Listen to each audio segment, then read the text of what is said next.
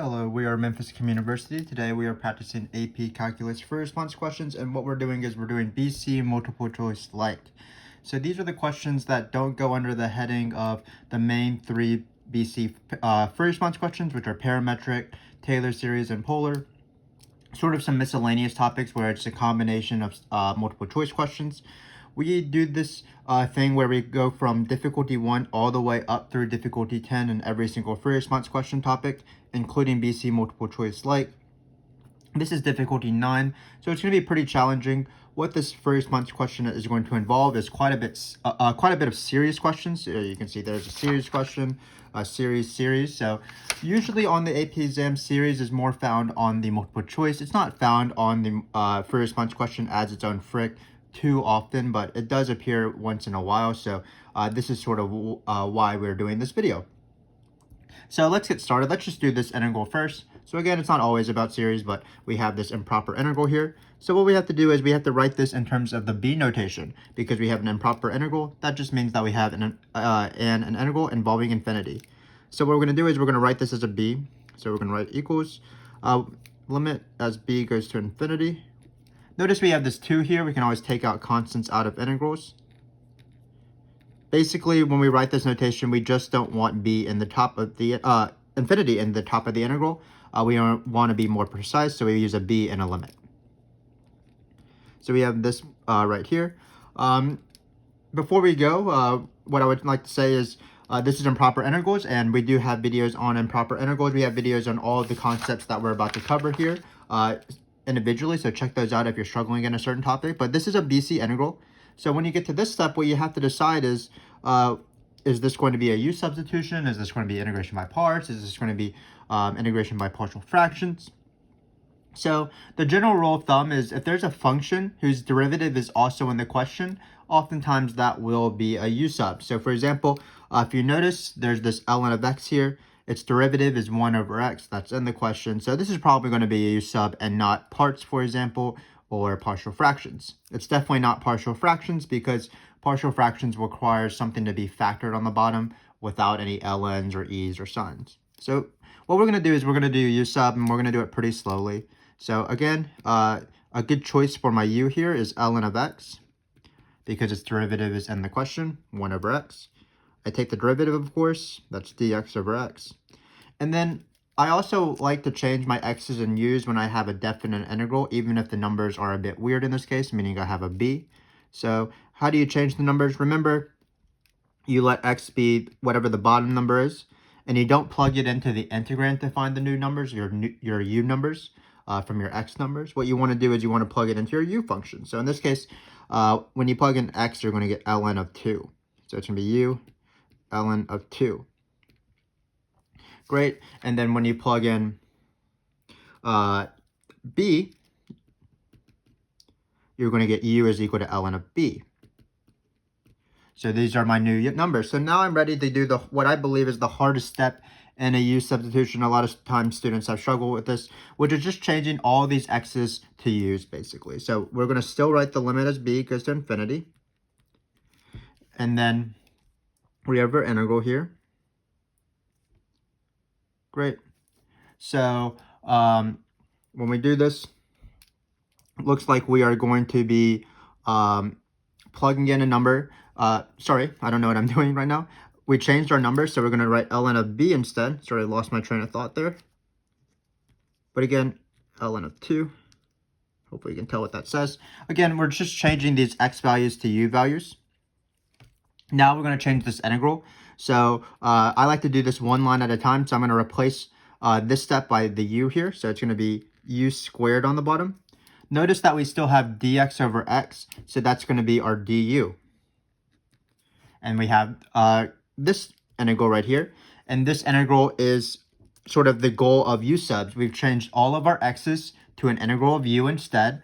And the integral is easier, and that's how you do u subs. You want to change a harder integral to an easier integral by changing the variables, and now we notice we've gone from x's to u's. So it seems like we're doing fine. We're making progress, which is always good, of course. So now what we need to do is we need to take this antiderivative. Be careful, the antiderivative of everything with a fraction, it's not always ln.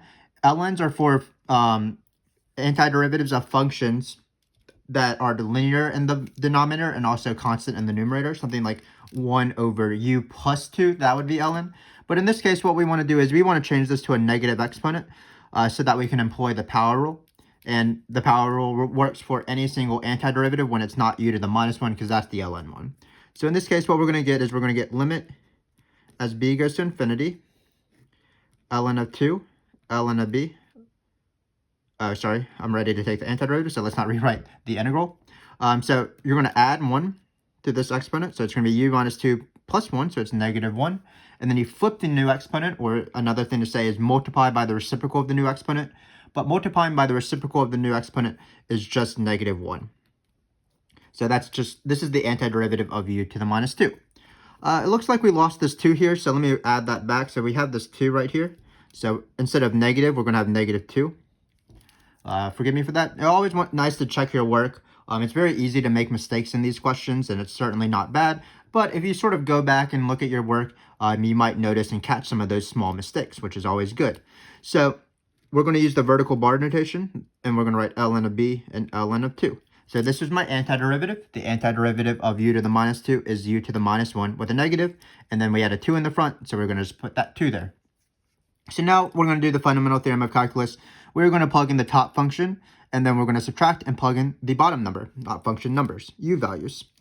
So keep in mind that we change things to negative exponents in order to take derivatives and integrals more easily using the power rule. But when we want to manipulate something, or when we want to change it, if we want to plug in something or something like that, we're going to change them back to fractions. So basically, we change fractions to negative exponents to take derivatives and integrals, and then we change them back when we need to work with it afterwards. So in this case, I'm going to do one little step. I'm going to write limit as b goes to infinity. Hopefully you can tell the difference between my limits and my ln's. There's not much of a difference, but my limits have a little dot, and it should be pretty obvious what's a limit because it has this sort of bottom thing here. But again, we're going to change this to a fraction. We're going to write this, and now we're going to do top minus bottom by the fundamental theorem of calculus. So that's going to be limit as b goes to infinity of minus 2 ln of b. And then keep in mind that there's 2 minuses in this next part. There's a minus from the fundamental theorem of calculus, and there's a minus that happens to be in the function, so that's going to be plus, then 2 over ln of 2. So that's great.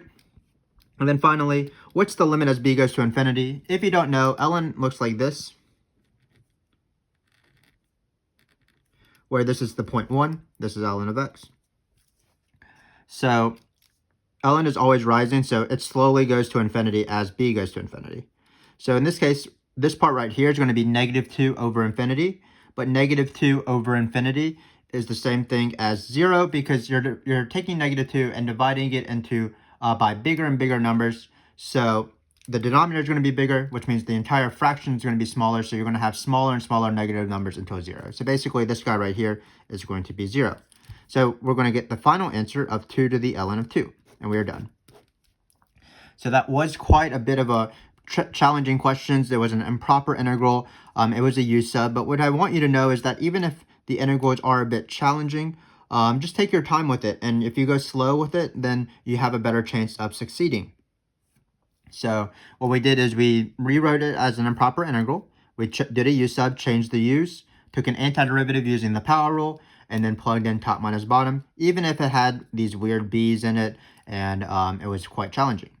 So hopefully, even if we see something that we think is going to be hard, if we stick to our guns, if we still do u subs as normal, and we sort of do the process, we look at integrals and we apply certain antiderivative rules, we'll be fine in the end. So now we're going to do the second question, which sort of is paired with this first question. What it's asking is the integral, the series of the related integral, whether that converges or diverges. And this is something that I like to ask. And notice that it's sort of designed to be asked in this way, question A, then question B. So what you want to think about is, if they ask me to do a series of the thing I just took the integral, then which series test should I apply? You should probably be doing the integral test. So we're going to write by the integral test. And before we use the integral test, we want to make sure that this function or this series satisfies the conditions for the integral test. So I'm going to write those 3 things down. So the integral test requires that if you have a function, which is this guy right here, 2 over x ln of x squared, this function with x's instead, what we needed to do is we need to make sure that it does three things. It's positive,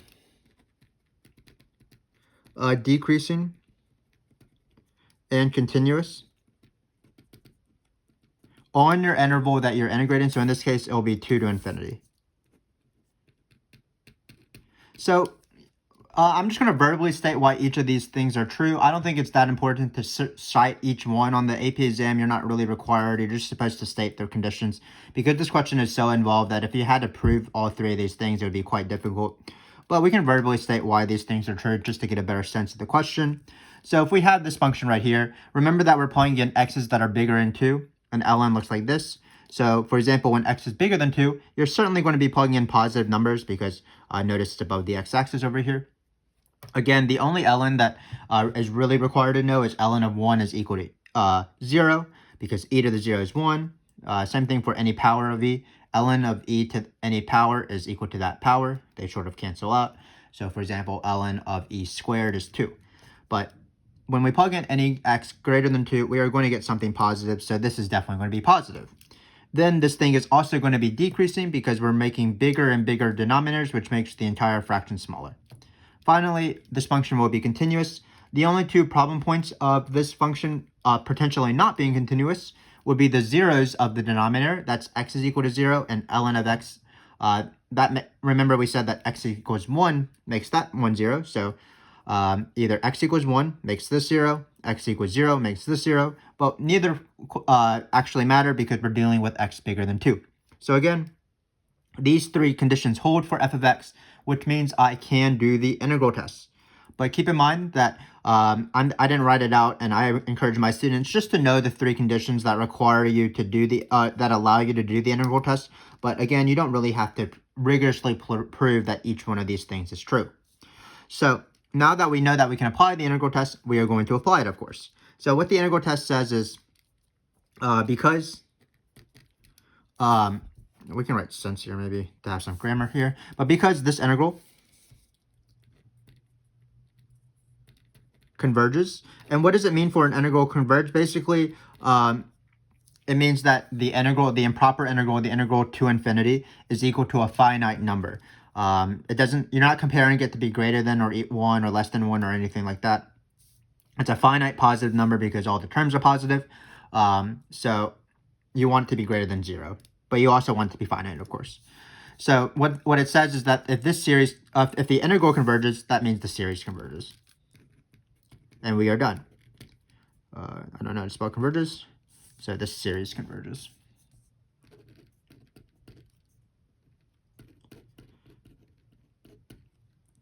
So the integral test says, if you have a function that satisfies these three conditions, either both the integral and the series converge, or both the integral and the series diverges.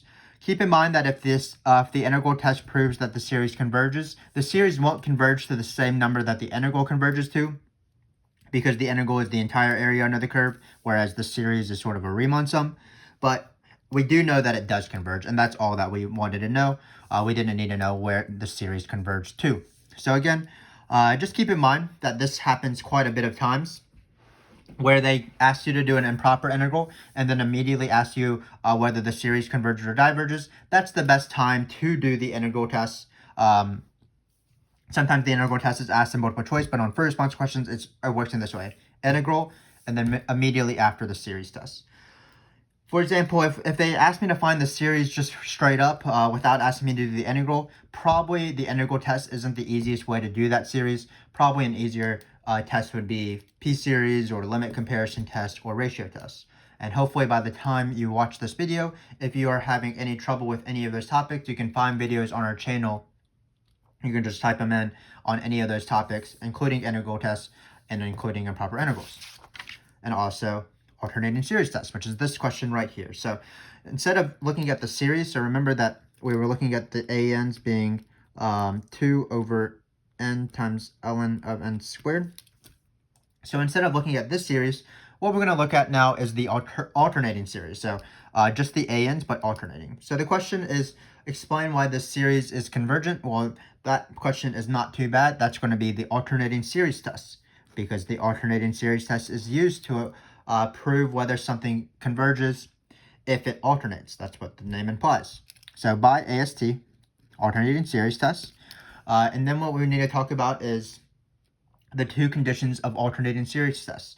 So what you do is you look at this series right here, and you don't look at the thing that is actually alternating. You're looking at the absolute value of the series, or for example, in this case, it's the AN. And what you want to know is whether the AN is decreasing and going to 0. Those are the two requirements of the alternating series test. And in this case, that's of course true, because in this question, notice that the series is decreasing, as we said, and when you plug in bigger and bigger numbers in the denominator, that will make the entire fraction smaller. And also this will eventually go to 0, because both n and ln, when n goes to infinity, these terms will be going to infinity, so on the bottom, which makes the entire fraction 0. So we do have these two conditions, and that means that this series will converge. So by alternating series test, AN is decreasing and going to 0, so the series converges, this alternating series. So again, let me repeat that. How do you do AST? Well, again, what you want to do is take an alternating series, cover up the -1 to the n, prove that that thing, the ANs, the sequence ANs, are decreasing and going to 0, and that proves that something converges. Keep in mind that the alternating series test proves that things are converged. If something didn't satisfy these two conditions, then the series would diverge by the divergence test. So then sometimes when they have these alternating series test questions, they will add a second question, which is going to be error bound. So what we're going to do is, it looks like we're going to approximate the integral with the first three, not the integral, but the series of the first three terms. So these first three terms right here. This, of course, has ellipses. This goes on forever because we're going to infinity. And what we want to do is we want to explain why the sum itself of the infinite terms and this approximation A, differ by less than 2/5. So this is not too bad. Remember that this is the formula for error bound. It's S minus Sn is less than Bn plus 1 for alternating series. And what it means is that you can't find this thing. This is an infinite sum, but we can approximate it by Sn. So what we can say is we can't add up the infinite series, because that would take a long time. That would take forever. But we can add up the first three terms. And if we added up the first three terms, how good is that approximation to the actual series itself? Like, we know that it's not going to be the exact same number because we didn't add every single term up. But we can add up a certain number of terms, and we can just hope that it's a pretty good approximation for the thing we can never find, S. And what it says is, because you're alternating, and you're slowly adding and subtracting smaller and smaller stuff. So you're starting right here.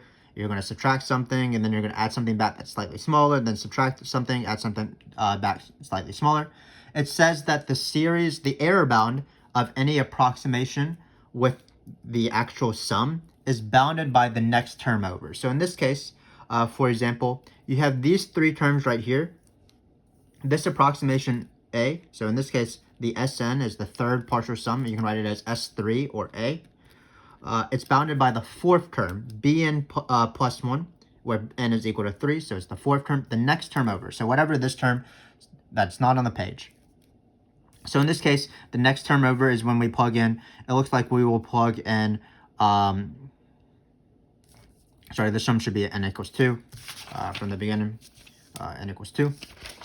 But it looks like we're plugging in 2 to find this one, 3, 4, so we would be plugging in 5. So it's going to be 2/5 ln of 5 squared. So keep in mind that the next term over happened to be negative because it alternates positive, negative, positive, negative. But when you're doing error bound, you're only looking at the positive term. So in this case, it's the Bn. You don't look at the -1 alternating part. Same thing with AST. You only look at the positive things when you consider the sequence to be decreasing and going to 0. So in this case, we're going to be taking this term right here because, again, this is the next one over. This error, the approximation and the actual sum, the difference between the two, is less than or equal to this next term over. And of course, this term right here is less than 2/5 because you have a bigger denominator in the left fraction, which means that this will be less than 2/5. So again, this is a very typical error-bound question. We first proved AST by showing that the ANs, meaning these guys right here, are decreasing and going to 0.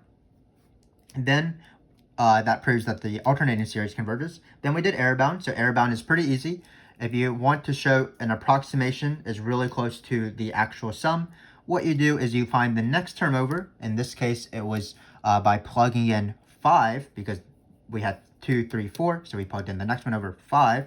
The next one did include a negative, but we remembered that we would only consider the positive part. So it's really the absolute value of any of the next terms over. And then this is less than 2/5 because we have a smaller fraction here, because we have a bigger denominator. So again, a pretty classic alternating series test. If you want, check out our videos on alternating series, and in those videos, there's a little bit of error-bound stuff. So now we have a final thing, which we also have a video for, of course, interval of convergence. But this interval of convergence will be pretty trickier than normal because we have ln's. Usually in interval of convergence, we just have stuff to n. Those are exponents. Those cancel out pretty nicely. N the stuff like this n right here, not too bad, or even factorials. But in this case, this ln of n will be kind of tricky, but I will allude to it when we get there. So keep in mind that for interval convergence, you need to first find the radius of convergence. In order to find the radius of convergence, what you do is you set up the ratio test. So we also have videos on Taylor series free response questions, the most notorious free response questions on the AP exam, and we do interval of convergence quite often in those videos. So to set up the ratio test, you set up this limit right here of these ratios, basically the sequence of the ratio of one term divided by the previous term. And so what you do is, we're going to write some big parentheses here. You're going to plug in n plus 1 into any n to find the nth plus 1 term. So that's going to be 2 times x minus 1 to the n plus 1 over n plus 1 times ln of n plus 1 squared. Keep in mind you're not bumping up everything by 1, you're actually plugging in n plus 1. So for example, if this were 2n, then the new exponent would be 2n plus 2, because you're plugging in n plus 1. But in this case, it really doesn't matter.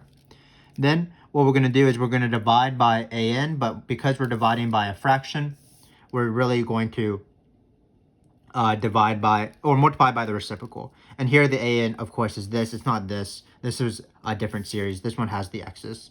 It's a power series, where power series is a polynomial that goes on to infinity. So in this case, what we're going to do is we're going to flip this entire guy.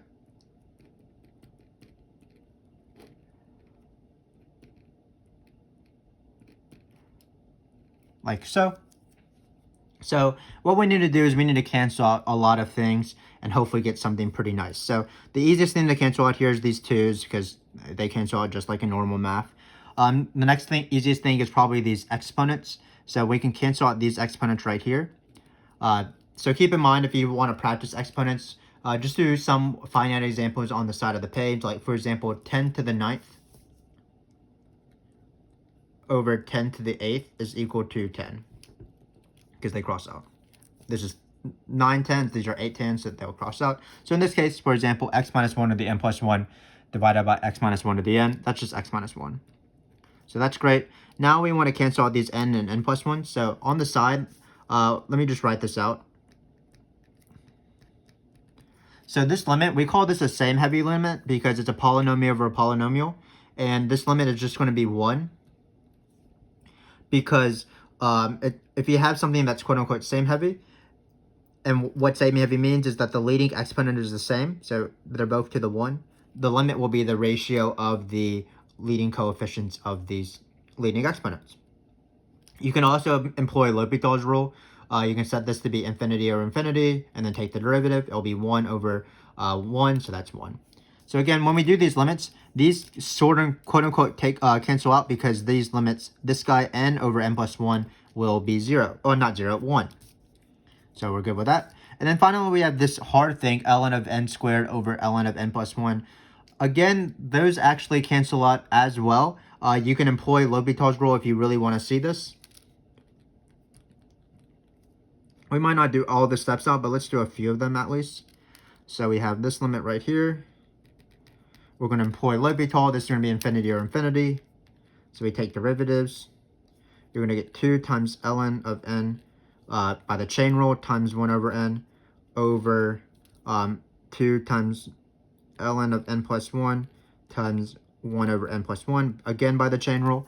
When you're dividing by this fraction, this is multiplying by the reciprocal. So these cancel out by basically because of this. These 2's cancel out, and then these ln's will cancel out. If you want, you can combine them into... no, you can't do that. Sorry, I was lying. So you apply L'Hopital's again. Basically, this plus 1 is not doing anything when you get really, really big numbers. So you're going to get 1 over n divided by 1 over n plus 1. This again is n plus 1 over n. So these cancel out by this argument as well. It's same heavy, or you can do another L'Hopital's rule. So basically the point is that all these things are canceling out. So the only thing we're left with is actually x minus 1. Which is great because x minus 1 isn't too bad. So remember that when you're doing the ratio test, what you're trying to do is you're trying to see which x's make this converge. So the ratio test says if you do this limit, the series will converge if this is less than 1. It will be inconclusive if it equals 1, and then it will diverge when it's greater than 1. So whenever you're doing the ratio test to find the radius of convergence before you do the interval of convergence, what you do is you set up this limit, and whatever you get for the limit, you set it to be less than 1 because you want to see which x's make this converge. So when we get this limit at the very end, we automatically write less than 1. And then what you want to do is you want to isolate the absolute value of x minus the center point, in this case 1. In this case, notice it's already isolated, so we don't have to do anything. But if this was divided by 2, for example, we would bring over this 2. So now we just have this. So this tells me what the radius is. This is the radius of convergence. When you isolate x minus c here, it was automatically isolated for us. And then when you have the radius convergence, what you want to do is you want to plot... I like to draw a simple number line here. So we're going to plot the point 1, and we're going to plot the point 2 and 0, because you add 1 and you subtract 1 to find the potential endpoints of your interval. We can already write those out. And for each endpoints, what we're about to do is we are about to plug in these 2 points into this power series right here. Notice that 0 and 2, when you plug in 0 and 2, you're going to get 1. That's the inconclusive test. So the ratio test cannot prove whether or not at 0 or 2 these series converge or diverge or not. So that's why we have to test them out individually. So what we're going to do is we're going to test them out individually. If it converges, we're going to draw a bracket. And if it diverges, we're going to draw parentheses at each of the zeros. And they don't have anything to do with each other. So let's do this. It's not going to be actually too bad because we've already done a lot of the work already. So notice when you plug in x is equal to 0, you're going to get this series right here. When I'm plugging in x equals 0, you can't tell what I'm writing. When you plug in x equals 0, you plug it into this guy right here. So it'll be 0 minus 1. So you're going to get this series right here. Be careful with n's and x's. Notice I'm only plugging in x equals 0 into this guy right here. So it only went right here. So this series actually is the series we just talked about. It's the series that converged by AST. So this one right here. So this series converges by AST. Now when you plug in 2, you're going to plug in 2 right here. And notice we'll get the series n is equal to 2 of infinity, 2 over n times ln of n squared. But this series converge by integral tests. It was the series that we did previously, the series right here. So we actually got a little bit lucky, or maybe not lucky, but we've already done the work before. For seeing whether this series converged or diverged, we did it in part C. And then for this series, we did it in part B. So we didn't have to do any more additional work. For example, usually when you're doing these integral tests, you won't have ln, so it'll be pretty obvious. Usually it's like some sort of p-series or geometric, or maybe an alternating p-series to make that p-series converge. Or finally, it could be the divergence test, which of course diverges. But in this case, we had 2 converges, so we had converge and converge. And we are done with this free response question. Hopefully it wasn't too bad. Let's review what we did. So the first thing we did is we did an improper integral. It was a u substitution, not too bad, just had to go through the work slowly. Then we use that integral and the fact that it converged to a number to prove that the series converges by the integral test, because either both the series and the series diverges, or both the series and this this integral converge. So both of them in this case converge. Then we employed alternating series tests. Because these terms are decreasing and going to 0, then the alternating series of these terms will converge. And then what's the error bound of these terms? Well, it's the next one over. In this case, it was going to be the fourth term because we approximated with the third term. Keep in mind that when you do this, you don't include any negatives because you're looking at the bn's, which are by definition the thing that are alternating. Finally, we did an interval of convergence. The hardest part about this was the ratio test and setting it up and finding the radius convergence. To do the limit, we saw that a lot of things canceled, even this ln of n squared over ln of n plus 1 squared. If you want to, you can rigorously prove that using L'Hopital's, but you could probably just cancel them out and be on your merry way. So after we did the ratio test, we got x minus 1 is less than 1. That's exactly what we want. We set it to be less than 1, and we got exactly the thing we're looking for because this is the center. This is going to be my potential interval. And then we plugged in 0 and 2, but luckily for us, we already did the work. The 0 term converged by AST, the 2 term converged by integral test, and we were finally done. So that brings us to the end of our video. Hopefully you found that useful. This is difficulty 9, so if you want, continue watching this video series. There's only one more video, difficulty 10, and what I did for difficulty number 10 is just to take 4 random questions that are really hard on the BC exam and just combine them. That they're really not a free response question, but it should be good practice to see some of the most challenging BC topics if you would like to check that out. But again, thanks for watching. There's a lot of things to cover. These are hard free response questions, so don't be too worried. This is a nice challenge for all of us. We had improper integrals, we had several series questions, and we had an interval of convergence question for a power series. So hopefully this video series has been useful. Watch that difficulty number 10 video. I hope to see you then. Thanks again for watching.